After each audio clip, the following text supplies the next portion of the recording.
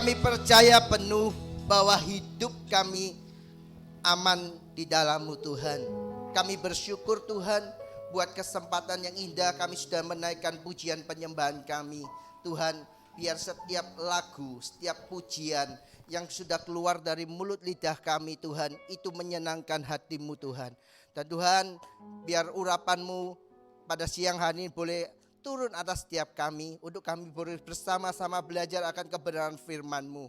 Sebab Tuhan, firman-Mu itu yang menuntun setiap langkah hidup kami, menerangi setiap jalan-jalan dalam kehidupan kami, sehingga Tuhan, setiap kehidupan kami semakin hari semakin dituntun seturut selaras dengan kehendak Tuhan. Terima kasih Tuhan, di dalam nama Yesus kami berdoa, mengucap syukur, sama-sama katakan amin.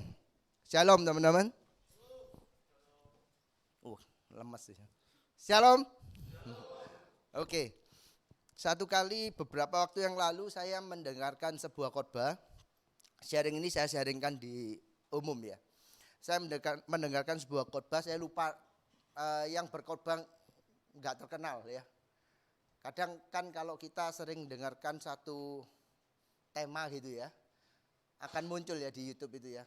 Siapapun itu yang kadang gereja dan pendetanya enggak pernah saya dengar. Tapi satu hal kesaksian dari hamba Tuhan ini yang membuat saya diberkati ya. Satu kali sebelum dia benar-benar jadi pendeta penuh, biasanya anak STT itu akan praktek kan ya. Praktek di sebuah gereja ya. Apa namanya? Kalau anak STT praktek di sebuah gereja itu apa, saya lupa namanya. Dia praktek di sebuah gereja yang cukup besar ya.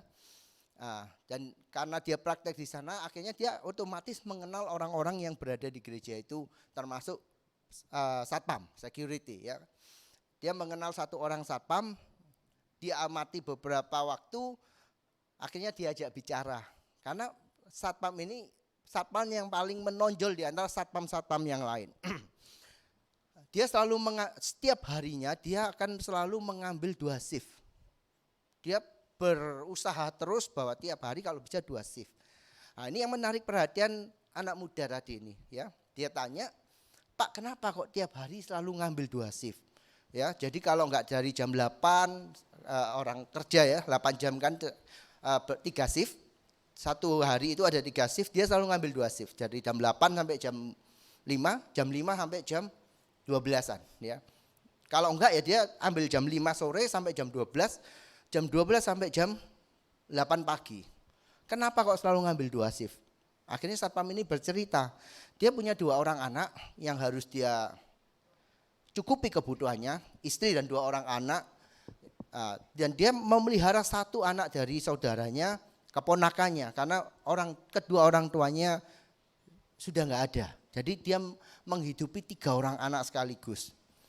Ini harus dicukupin. Dia ngomong, "Saya ini orang tua saya itu orang desa, Pak.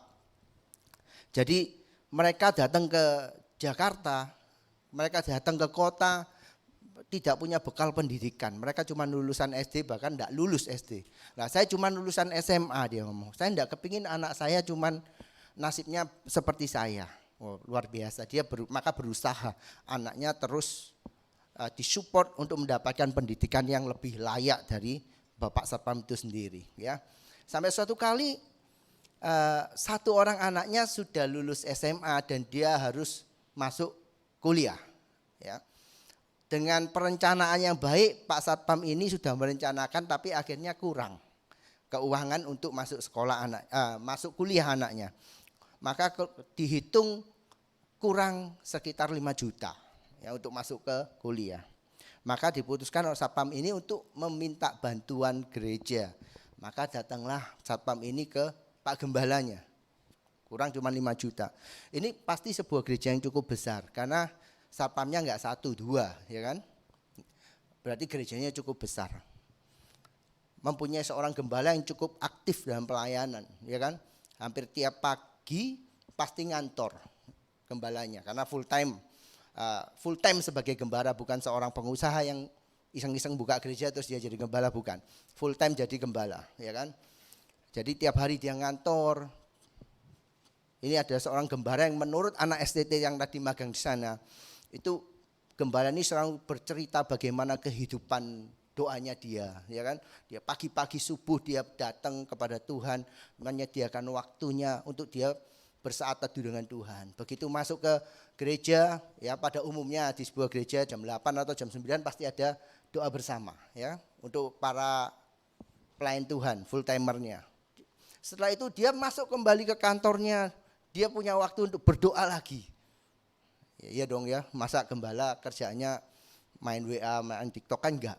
Jadi doa, selalu doa. Kalau ada jam kunjungan, dia ikut kunjungan kepada jemaat-jemaat yang mungkin lama enggak datang, mungkin yang sakit. Nah, ini seorang gembala. Maka satpam ini datang kepada gembalanya, dia ceritakan kebutuhannya, singkat cerita dia ngomong, saya cuma butuh 5 juta agar anak saya bisa masuk universitas. Gembalanya mendengarkan, menyimak, dan memberikan nasihat. Dan ditutup dengan kata-kata, Pak, lebih mengasihi Tuhan. Tuhan pasti akan tolong.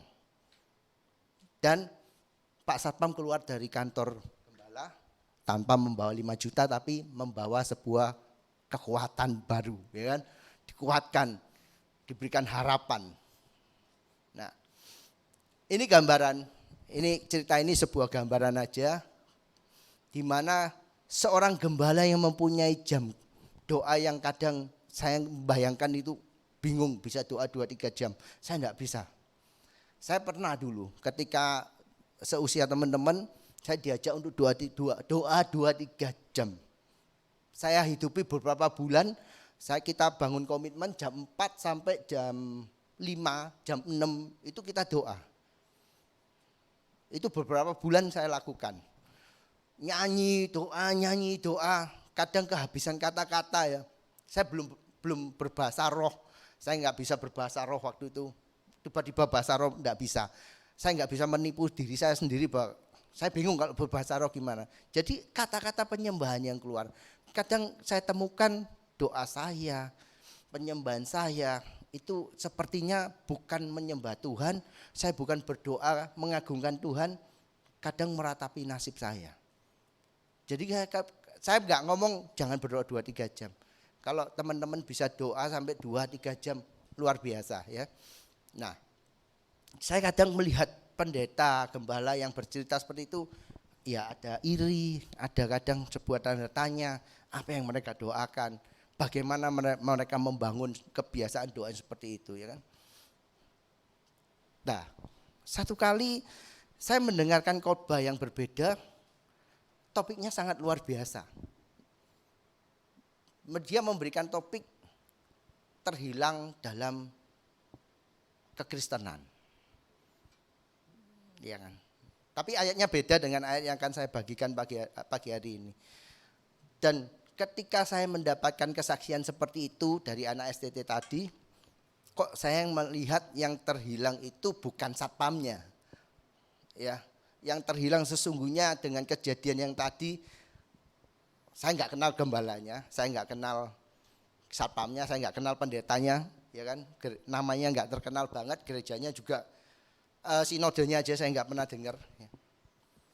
Kok sepertinya yang terhilang itu gembalanya, ya. Ketika dia menasihati lebih mengasihi Tuhan kepada satpam. Kalau teman-teman yang pernah hidup di Jakarta atau pernah ke Jakarta, ternyata satpam ini tinggal di Kerawang. Ya, Kerawang itu kalau dari Jakarta kalian harus lewat Bekasi dulu, baru nyampe Kerawang. Ya, jadi kalau umpamanya dia harus ngambil 2 shift terakhir jam 12 siang, saya bayangkan mungkin kalau dia waktu ini nggak tahu kejadiannya kapan ya, kalau belum ada KRL. Dia butuh sekitar 1,5 jam atau 1 jam untuk naik motor dari Jakarta ke Kerawang. Mungkin dia baru nyampe rumah setengah 2 pagi. Ya, dia harus tidur jam 8 shift dia lagi dong. Nah, kalau jam 8 tidak bisa Kerawang Jakarta ditempuh dalam waktu 1 jam. Dia perlu sekitar 2 jam kalau naik motor dari Kerawang sampai ke Jakarta, ya. Di Jakarta itu biasa, mereka yang bekerja itu belum tentu mereka tinggal di Jakarta. Kebanyakan mereka tinggal di kota-kota penyangga di Jakarta. Bekasi, Depok, ya kan, Kerawang, Tangerang, Bogor, mereka tinggal di situ. Dan lalu lintasnya jangan bayangkan seperti di Surabaya enak gitu, enggak. Jadi kalau dia berdoa enggak mungkin 1 jam. Bayangkan nyampe rumah setengah 2 malam, dia harus berangkat mungkin jam 5 pagi. Dia cuman doa mungkin tidur cuman beberapa jam. Dia mungkin doa cuma 15 menit. Sementara gembala berdoa 2 jam, 3 jam, 4 jam sehari di waktu yang berbeda-beda. Nah, anak-anak Tuhan tempat ini teman-teman semua, kadang kita ini jangan sampai, kadang kita ini bisa terhilang. Kita bisa tersesat di dalam kekristenan kita sendiri. Orang lain akan melihat bahwa gembalanya lebih Kristen, lebih mengasihi Tuhan daripada satpamnya. Tapi ketika kita tahu cerita hidupnya, pendeta yang anak STT yang akhirnya jadi pendeta tadi, dia bisa berkhotbah di gerejanya. Dia ngomong lebih Kristen satpamnya daripada gembalanya. Ya, kita buka firman Tuhan di 1 Korintus 13. Kita baca dari ayat yang pertama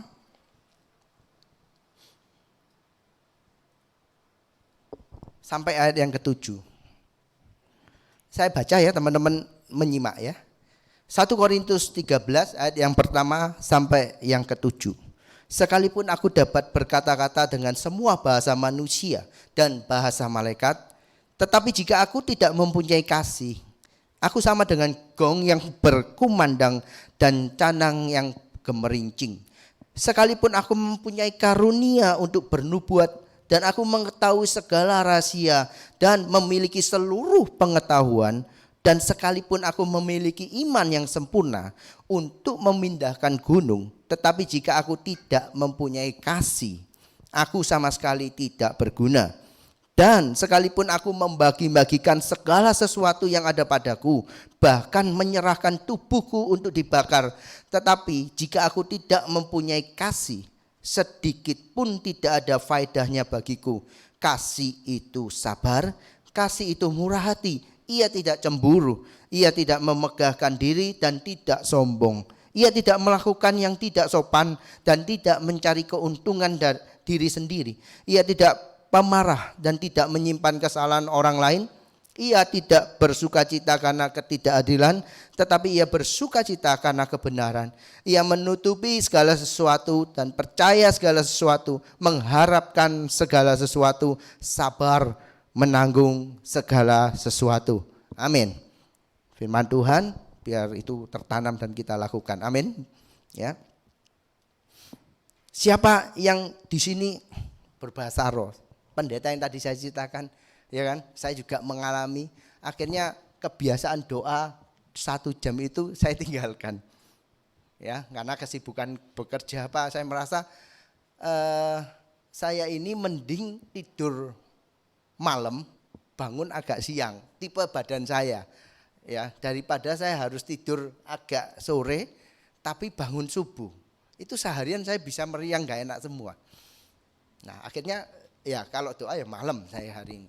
Tapi tidak lagi saya mempunyai jam doa yang sampai 2 jam. Tidak bisa. Ya, jadi teman-teman juga tidak perlu merasa nggak masuk surga ini kalau saya nggak doa 1 jam. Tidak perlu merasa seperti itu, ya kan? Waduh, saya bakal nggak selamat. Enggak, ya. Daripada teman-teman doa 1 jam, 45 menit isinya meratapi diri kita sendiri. Aduh Tuhan, kenapa hidupku seperti ini? Kenapa Tuhan banyak masalah dalam hidupku? Tiap hari isinya seperti itu. Tuhan berkati saya, berkati istriku, berkati pacarku, berkati 45 menit. 10 menitnya nyanyi lagu, ya kan? Nyanyi lagunya pun self center semua. Baru terakhir Tuhan kau baik. Haleluya, amin. Mending gak doa wis sekalian. Ya. Nah, di 1 Korintus 13 ini Kenapa kok Rasul Paulus menulis surat ini? Ya, surat ini ditulis oleh Rasul Paulus karena jemaat di Korintus waktu itu, keadaan mereka. Mereka ini bertentangan banyak kelompok, ada kelompoknya Petrus, ada kelompoknya Apolos, ada kelompoknya Paulus, bahkan ada yang merasa aku kelompoknya Tuhan Yesus. Ini mereka bertentangan. Dan mereka pamer, aku berbahasa roh lebih. Aku berbahasa roh paling hebat. Ada kelompok-kelompok yang seperti itu. Aku mempunyai iman yang paling hebat, aku bisa bernubuat. Dan yang paling keren, aku memberikan hidupku nih, mati buat Kristus katanya. Dan banyak mereka jemaat di Korintus ini yang memamerkan yang Paulus sebut karunia. Karunia-karunia yang didapat dipamerkan. Aku berbahasa roh lebih. Ya, oleh sebab itu di ayat pertama dikatakan sekali Paulus memberikan nasihat, teguran buat para jemaat di Korintus. Sekalipun aku dapat berbahasa dengan semua bahasa manusia dan berbahasa malaikat pun. Ya. Itu semua tidak ada gunanya katanya Paulus. Meskipun nanti di pasal 14-nya Paulus ngomong kejarlah karunia. Bukan berarti karunian itu tidak penting. Penting. Berbahasa roh, bernubuat, ya toh, mempunyai iman yang dapat memindahkan gunung, menguasai banyak pengetahuan, penting, sangat penting. Bahkan Rasul Paulus menekankan kejar semua itu. Kejar itu menginginkan dengan sangat artinya, mengharapkan dengan sangat, menginginkan. Rasul Paulus ngomong, kejarin itu. Nanti baca ya di ayat pasal 13, pasal 14. Tapi di pasal 14 pun Rasul Paulus menasihatkan kalau berbahasa roh seperti apa, itu dinasihatkan. Kejar. Seberapa banyak teman-teman tempat ini, ya kan? Kalau menyembah apa, berbahasa roh kah, hebatkah? Yang pujian penyembahan pelayanan di depan WL, kalau memimpin, waduh gimana kah? Di ayat yang pertama dikatakan semuanya itu sia-sia. Ya. Tetapi jika aku tidak mempunyai kasih, sama dengan gong yang berkumandang. Kayak tong kalau dipukul yang kosong nyaring bunyinya, maksudnya seperti itu. Mempunyai karunia berbahasa roh, enggak apa-apa berbahasa roh. Nanti aturannya ada di pasal 14, teman-teman baca sendiri. Tapi itu pun kalau tidak disertai kasih, itu seperti tong yang kosong kalau dipukul bunyinya kenceng, isinya enggak ada. Ya, di ayat yang kedua, sekalipun aku mempunyai karunia untuk bernubuat, mengetahui segala rahasia dan seluruh pengetahuan. Kalau teman-teman menggali kebenaran firman Tuhan sampai Anda mempunyai karunia pengetahuan, Anda pintar ngajar, Anda pintar berkhotbah, bahkan ada yang pintar mungkin bernubuat. Salah enggak? Itu karunia. Dan kita harus kejar loh. Bukan kita ngomong, oh sok-sokan, bukan. Itu sesuatu yang harus dikejar. Oleh sebab itu ketika teman-teman di sini rajin, bahkan mempunyai antusias yang tinggi untuk menggali kebenaran firman Tuhan, itu sesuatu yang baik. Bahkan teramat sangat baik. Rasul Paulus ngomong kejar. Ya. Tapi kalau tidak ada kasih, tetap sia-sia. Nah kan nanti jadi pertanyaan, ketika Anda menggali kebenaran firman Tuhan begitu luar biasanya, tujuannya untuk apa sih? Anda berbahasa roh, tujuannya untuk apa? Apakah ketika Anda berbahasa roh di depan, ketika Anda jadi WL, apakah Anda mengharapkan jemaat itu lihat luar biasa ya? Ini bahasa roh yang tidak pernah tak dengar. Ya kan, bahasa roh yang baru, karena yang lama sandal lawas, yang baru sandal baru. Enggak kan? Anda membuat orang terkesima, bahasa rohnya luar biasa. Percuma loh. Anda fasih berkhotbah. Baik, sangat baik. Jangan sampai khotbah juga aur-auran.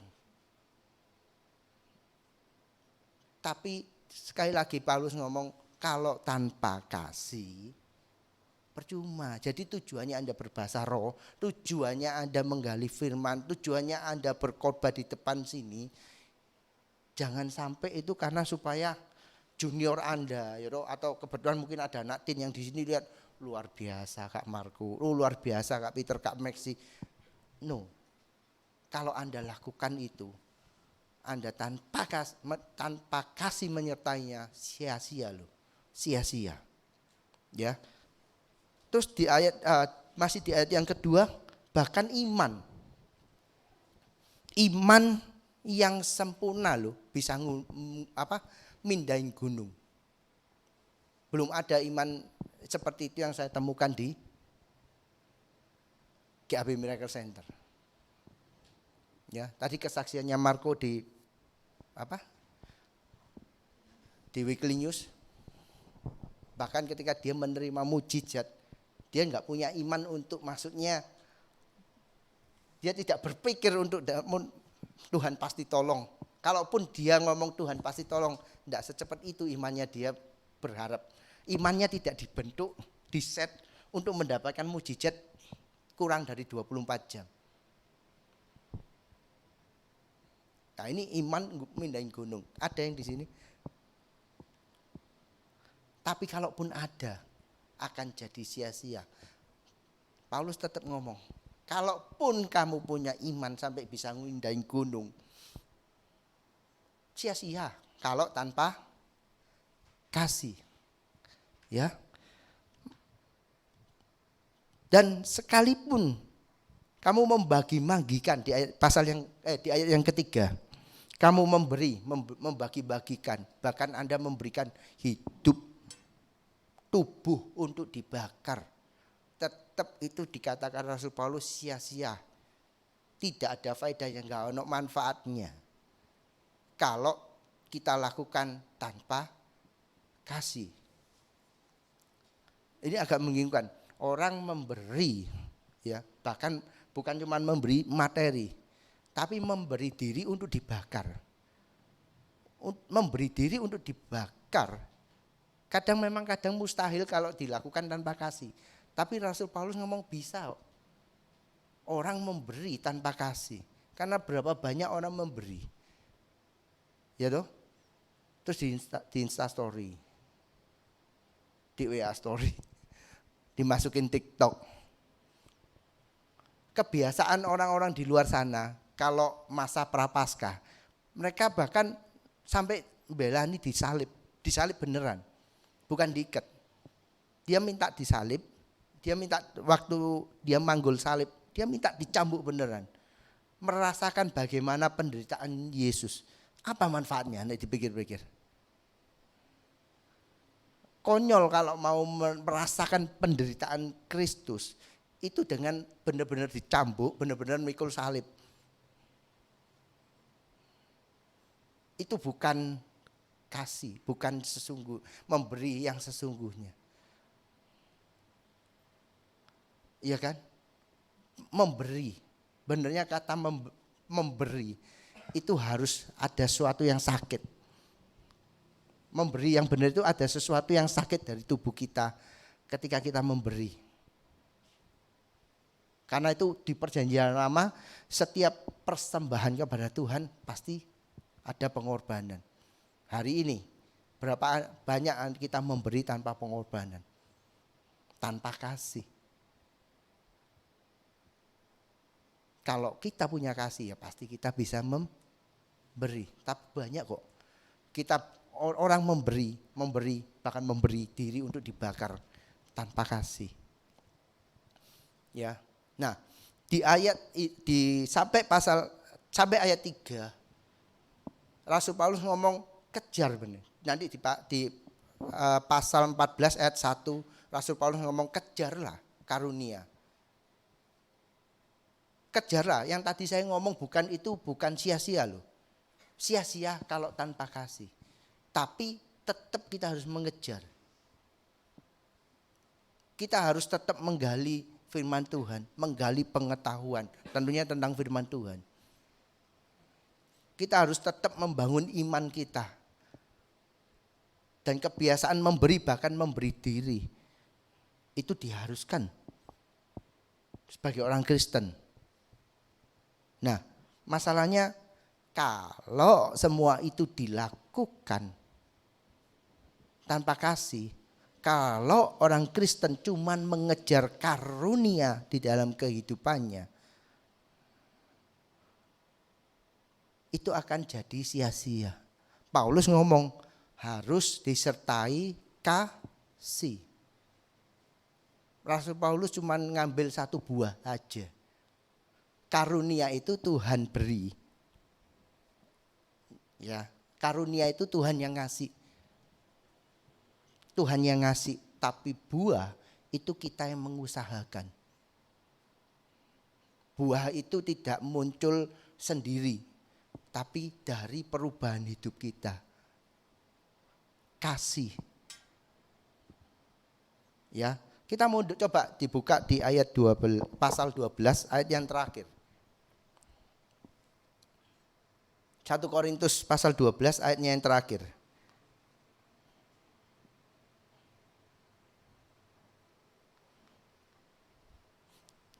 Ayat yang ke-31, 12 ayat yang ke-31.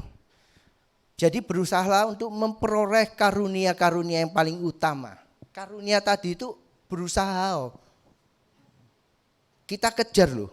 Kita jadi orang Kristen enggak santai-santaian.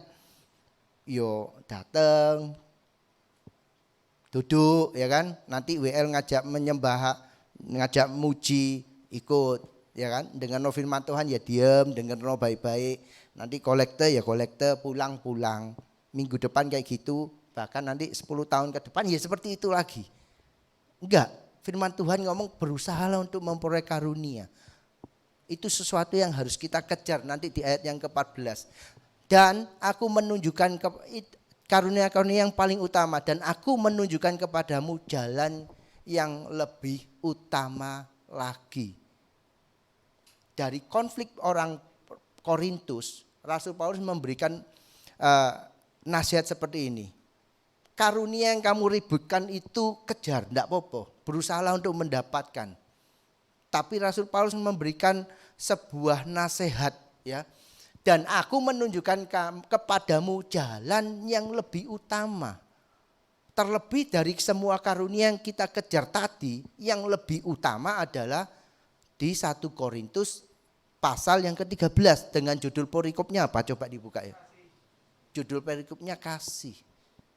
Yang harus kita kejar itu kasih. Kita buka yuk, kita buka ayat yang lain di Lukas 10 ayat yang ke-27.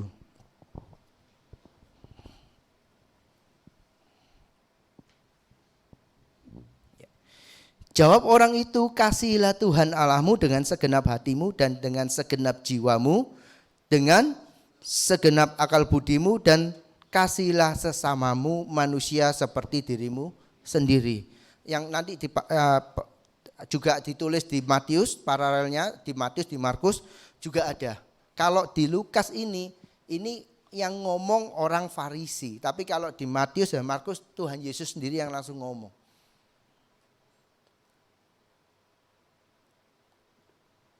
Karunia tadi yang harusnya kita kejar untuk kita mendapatkannya. Ya, kita mendapatkan karunia itu kita dapat dari Tuhan. Kalau kita lakukan tanpa kasih, seperti yang ditulis di Lukas, Matius atau Markus, itu akan sia-sia. Ya.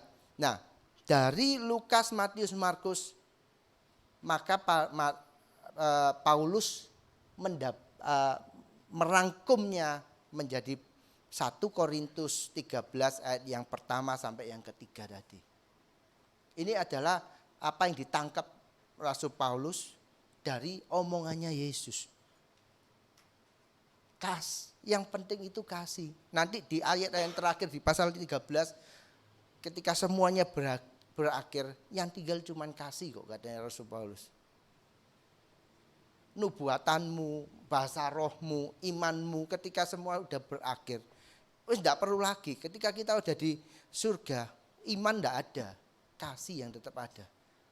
Kita tidak perlu pengharapan lagi ketika kita sudah di surga. Kita tidak perlu lagi nubuat ketika kita ada di surga. Yang tinggal cuma satu, kasih. Nah, ketika Yesus ngomong kasih Tuhan Allahmu dan kasih manusia, sesamamu manusia, ini yang ditangkap oleh Rasul Paulus. Ketika di jemaat di Rasul Paulus begitu ribut karpe dewe tentang karunia. Wis gak usah ribut tentang karunia, tentang apapun perselisihan. Yang penting kasih, tunjukkan kasihmu. Saya tadi ceritakan begitu gambaran seorang gembala. Ya, standar gembala itu kan tinggi banget harusnya, tinggi banget. Kalau gereja udah gede harusnya wah, jam doanya gembalanya harus gede. Gak kuat nopang jemaat ya nanti ya kan. Tapi gagal karena dia tidak bisa menerapkan kasih.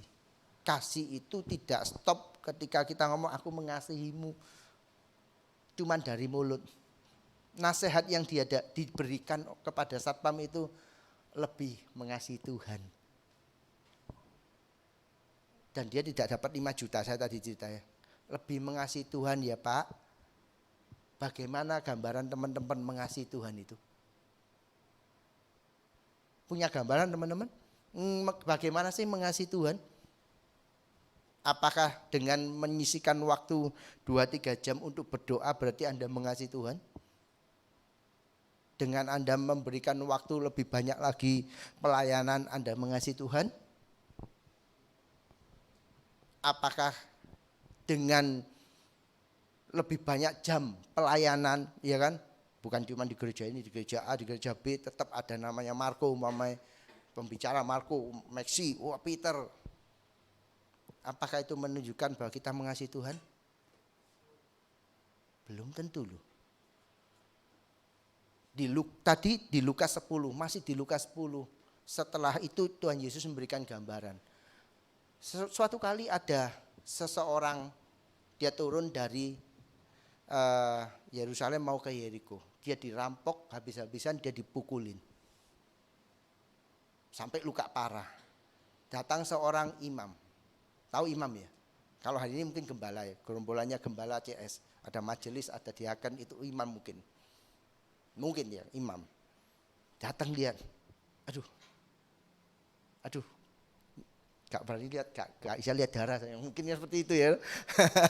Terus kabur. Apa imam gimana? Tugasnya imam gimana? Rohani banget bukan? Dia memimpin ibadah. Dia pasti mempunyai jam doa lebih banyak dari kita. Mungkin pengetahuan tentang firman, tentang Taurat sangat dalam. Gak lama orang Lewi lewat. Sama ternyata, cuman dilewatin. Dilihat, dilewatin. Siapa orang Lewi? Mereka yang mempunyai apa ya?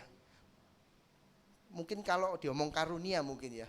Karunia khusus untuk bisa melayani. Suku yang dipilih, dikhususkan oleh Tuhan untuk melayani pekerjaan Tuhan. Lewi. Tapi ketika melihat orang terluka parah, lewat aja. Orang yang ketiga lewat, orang Samaria. Orang Samaria. Siapa tahu orang Samaria? Mereka yang dianggap oleh orang Israel ini bukan sebangsaku lagi. Ini bangsa campuran, udah dianggap kafir mungkin. Tapi dia yang menolong orang yang dipukuli, menolong orang yang dirampok ini. Dibawa ke penginapan, dia pesankan kepada orang itu rawatan ya. Kalau kurang nanti ntar aku balik, aku tambahin uang. Orang Samaria. Apakah dia mempunyai jam doa? Saya nggak tahu. Apakah pelayanannya sangat banyak? Saya nggak tahu. Mengasihi Tuhan seperti apa? Ketika kita mengasihi sesama kita. Kita berbahasa roh. Ya, kita berbahasa roh sedemikian canggih. Tapi ketika kamu, Tuhan Yesus ngomong, ketika kamu berdoa, kalau kamu berdoa, ada orang yang harus kamu maafkan. Atau ada orang yang benci sama kamu. Datang ngono minta maaf dulu. Baru kamu datang berdoa. Kita berdoa berbahasa roh. Tapi kita nggak bisa melepaskan pengampunan. Berapa banyak? Percuma doamu. Percuma bahasa rohmu. Anda menguasai firman Tuhan. Mungkin bukan S2 lagi, S3 mungkin teologi ya. Tapi Anda seperti seorang imam yang melihat cuma melewati tok. Percuma. Bukan sia-sia S3-nya. Gak apa ya? Kamu itu seperti seperti tong. Kalau isi, bu isinya kamu buang kemana? Bagaimana mengasihi Tuhan, teman-teman? Ketika kita belajar, kita melakukan itu kepada sesama kita. Mengasihi Tuhan itu bias, gak bisa dilihat.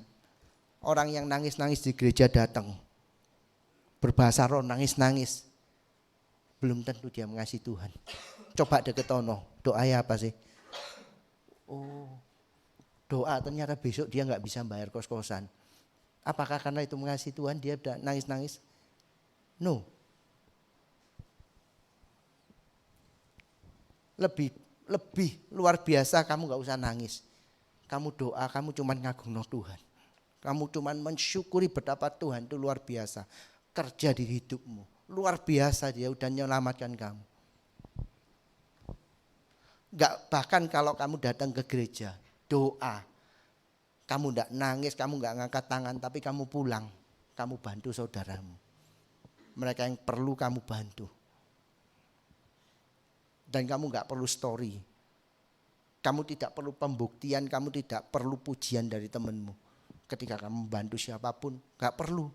Wah luar biasa ya Marco ya, nggak perlu. Bagaimana sih mengasihi Tuhan? Apa karena kamu punya jabatan di gereja? Apa karena kamu punya posisi di gereja? No. Siapapun yang ada di gereja ini, dimanapun Anda di gereja Anda yang lain, di gereja, jabatan apapun itu, belum menandakan, belum jadi identitas yang benar bahwa kamu adalah orang yang mengasihi Tuhan. Tapi ketika kita bisa menunjukkan kasih kita kepada sesama, itu loh, karunia yang Tuhan beri tidak akan jadi sia-sia. Ketika ada buah yang Tuhan temui dalam kehidupan kita. Satu kali Tuhan Yesus itu datang. Dia lapar, ya kan? Dia lihat sebuah pohon ara. Daunnya banyak. Dia berpikir ada buahnya. Yang aneh itu belum musimnya. Tapi Tuhan marah kok nggak ada buahnya, dia kutuk. Loh aneh ya Tuhan ya. Pohon belum ada musimnya ya kok minta buah. Saya baca perikop itu ternyata pohon yang dimaksud itu memang pohon ara, itu ada dua macam di sana. Macam yang dikutuk sama Tuhan itu macam pohon yang meskipun belum musimnya dia tetap punya buah awal. Ngerti ya? Belum matang benar. Tapi orang di sana itu biasa ketika mereka memang lapar ya akan makan buah awal itu. Pasti ada buahnya meskipun belum musimnya. Tapi belum matang. Tapi kebiasaan orang sana itu kalau memang pun dia lapar, dia akan makan buah awal itu. Karena memang bisa dimakan. Dan itu tidak ditemui sama Tuhan Yesus. Beberapa tafsiran memberikan pengertian, oh daun itu kayak karunia. Perumpamaan ini Tuhan Yesus buat untuk menyinggung, menyindir orang-orang Farisi dan ahli Taurat. Di mana Daunnya dalam kehidupan mereka begitu lebat, tapi tidak ada buah yang Tuhan Yesus temui. Karunianya sepertinya banyak. Di zamannya Yesus belum ada istilah karunia. Istilah karunia baru ada di zamannya Paulus. Tapi apa yang disebut karunia itu ada pada orang Farisi, orang ahli-ahli Taurat. Tapi Tuhan tidak temui kasih dalam kehidupannya. Tuhan tidak temukan buah dalam kehidupan mereka.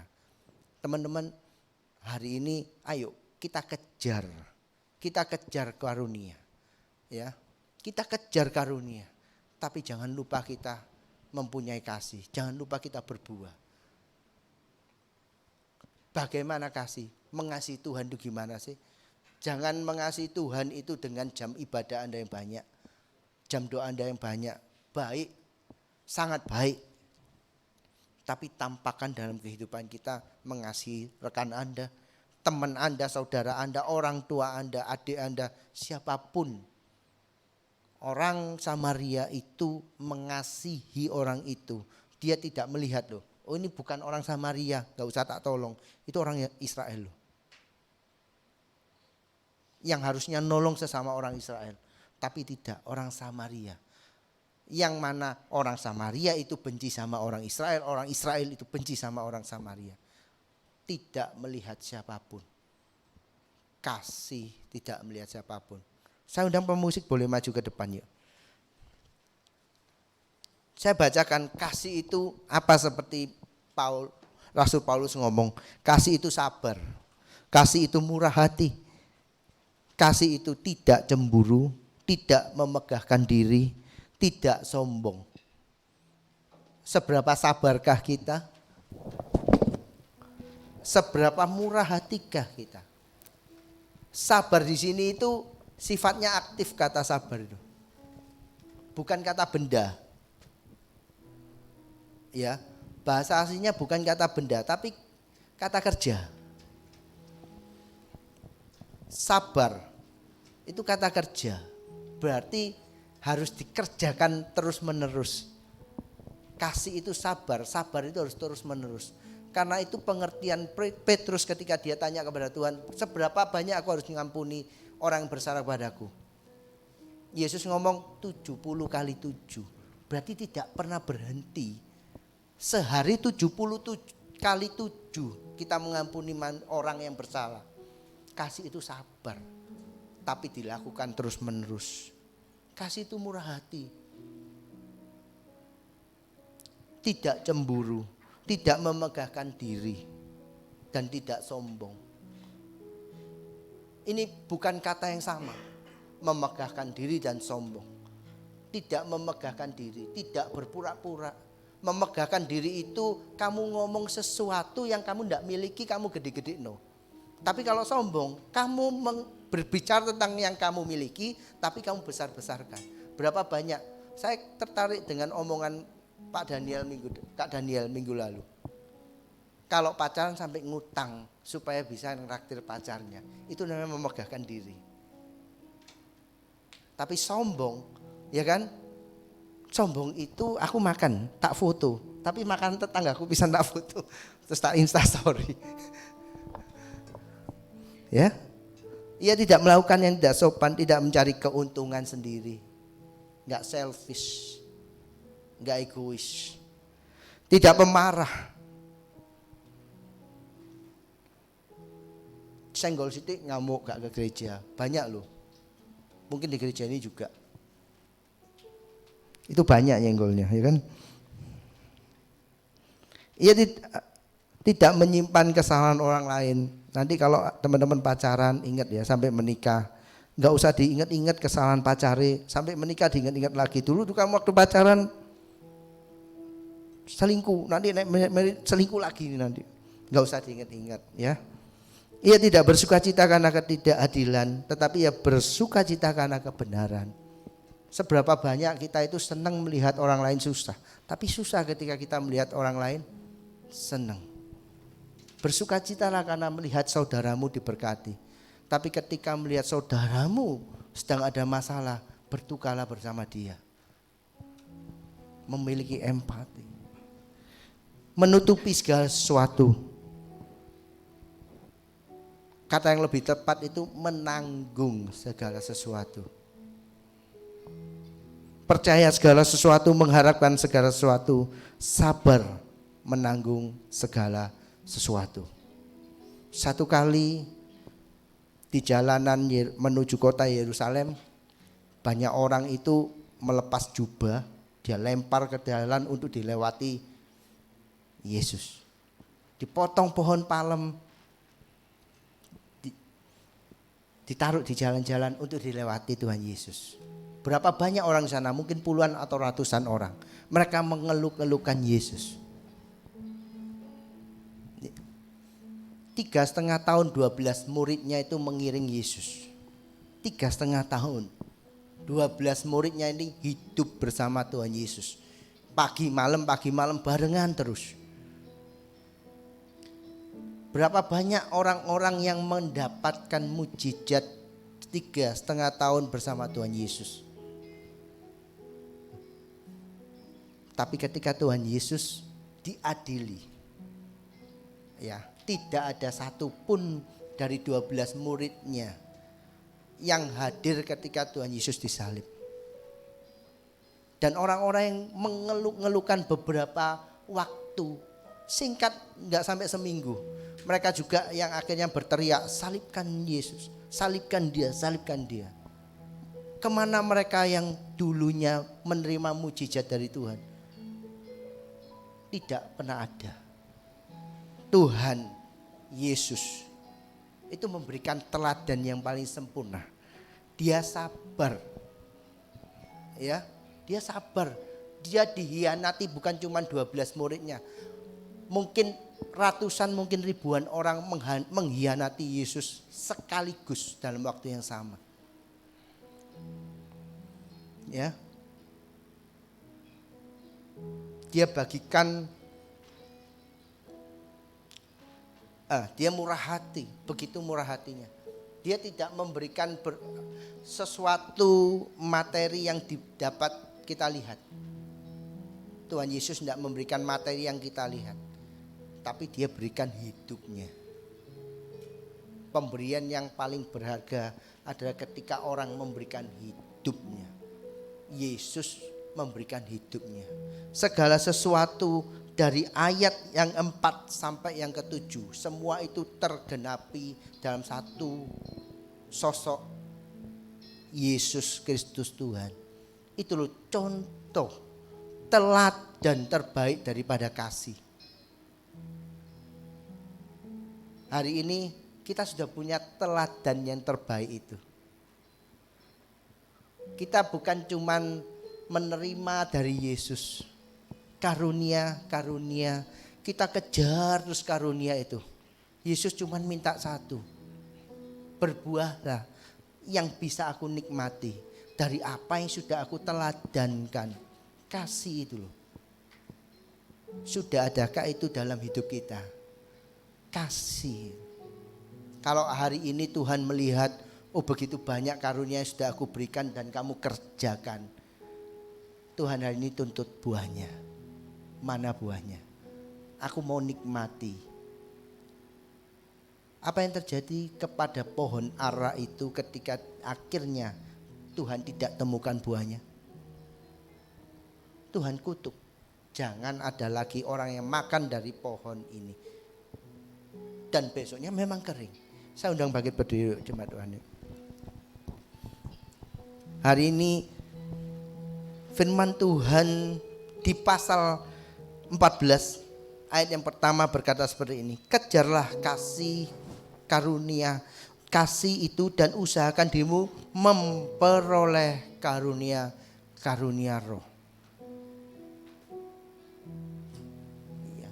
Tapi segala sesuatu yang Tuhan berikan, karunia itu Tuhan berikan, itu semua akan sia-sia kalau Tuhan tidak mendapatkan buah dari apa yang Tuhan sudah berikan. Mari teman-teman semua, ayo kita usahakan karunia-karunia itu untuk kita dapatkan dari Tuhan. Karena Tuhan mau memberi kok. Tuhan mau memberikan kok. Tuhan mau memberikan Anda butuh hikmat pengetahuan, Tuhan sanggup memberikan hikmat pengetahuan. Tuhan, kamu minta kepada Tuhan, Tuhan berikan aku nubuatan, Tuhan mau kasih kok. Segala sesuatu karunia itu diberikan Tuhan cuma-cuma kalau kita minta. Tapi satu yang Tuhan minta dari semuanya itu agar tidak menjadi sia-sia dalam kehidupan kita adalah buahnya. Tuhan cuma minta satu, kasih. Dan mengasihi Tuhan itu tidak bisa nampak dari jam doa kita, jam pelayanan kita, lamanya kita jadi orang Kristen. Itu tidak bisa nampak ketika kita ngomong mengasihi Tuhan. Mengasihi Tuhan itu bias tapi dapat dilihat ketika kita bisa mengasihi sesama kita. Kasihi saudaramu, orang tuamu, adikmu, keluargamu. Kasihi teman-temanmu yang ada di tempat ini. Kasihi bahkan orang yang tidak kamu kenal. Orang Samaria menolong orang Israel itu. Bahkan yang dianggap musuh pun. Tuhan itu tidak ngomong kasihi orang yang mengasihi kamu. Kasih orang yang menyakiti kamu. Kasih mereka yang menyakitimu. Kasih, doakan, berkati bahkan mereka. Ayo kita naikkan satu pujian.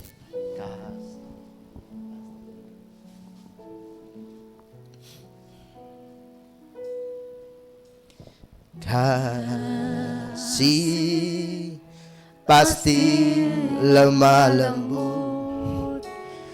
Kasih pasti memaafkan.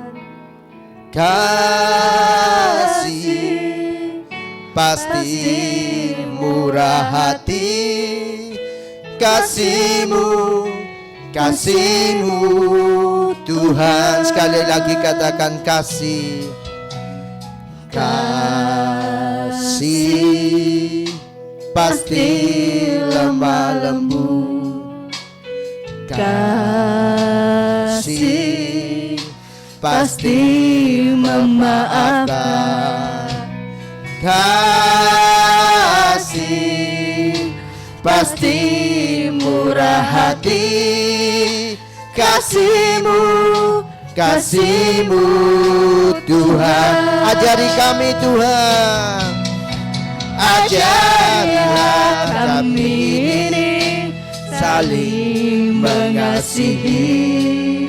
Ajarilah kami ini saling mengampuni. Ajarilah kami ini kasih-Mu ya Tuhan. Kasih-Mu kudus tiada batasnya. Ajari kami Tuhan. Ajarilah kami ini saling mengasihi. Ajarilah kami ini saling mengampuni. Ajarilah kami ini kasih-Mu ya Tuhan. Kasih-Mu kudus tiada batasnya. Kasih-Mu kudus tiada batasnya. Kasih-Mu kudus tiada batasnya. Ya Tuhan, Yesus Kristus Tuhan adalah teladan contoh kasih yang sempurna yang digambarkan oleh Rasul Paulus kepada kita. Dan itu menjadi teladan buat kita sekarang. Ketika kita mengatakan aku mengasihi Tuhan, tunjukkan kalau kamu murah hati kepada sesamamu. Ketika kamu mengatakan aku mengasihi Tuhan, tunjukkan kalau kita bisa memaafkan orang yang menyakitimu. Ketika kamu berkata aku mengasihi Tuhan, seberapa bisa kita mendoakan orang yang sudah menyakiti kita, bahkan kita memberkatinya. Kasih kepada Tuhan, itu yang diminta Tuhan. Yohanes menuliskan perikop yang sama tanpa mengatakan kasihilah Tuhan Allahmu. Yohanes cukup ngomong kasihilah sesamamu seperti kamu mengasihi dirimu sendiri. Ketika itu benar-benar sudah kita lakukan, Tuhan sudah mendapatkan buah dalam kehidupanmu. Karunia-karunia yang Tuhan berikan tidak menjadi sia-sia ketika kita berikan buah kepada Tuhan. Orang merasakan ada kasih Kristus dalam hidup kita. Orang melihat, orang menikmati buah kasih itu dalam hidup kita. Hari ini kejarlah bahasa roh, nubuatan, kejarlah pengetahuan, gali terus pengetahuan itu. Belajarlah memberikan dirimu bahkan untuk berkorban kepada orang lain. Kejar itu, usahakanlah itu semua. Tapi terlebih daripada itu semua, landasi semuanya itu dengan kasih Kristus. Terima kasih Tuhan buat firman-Mu pada siang hari ini. Biar Roh Kudus memampukan kami, bukan kami hidup hanya mengejar kasih karunia, tapi kamu dimampukan untuk kami boleh berbuah dalam kehidupan ini. Sehingga buah kami Tuhan boleh dinikmati oleh banyak orang, sehingga melalui kehidupan dan buah kami, nama Tuhan Yesus yang ditinggikan dan dimuliakan. Di dalam nama Yesus kami berdoa. Haleluya, amin.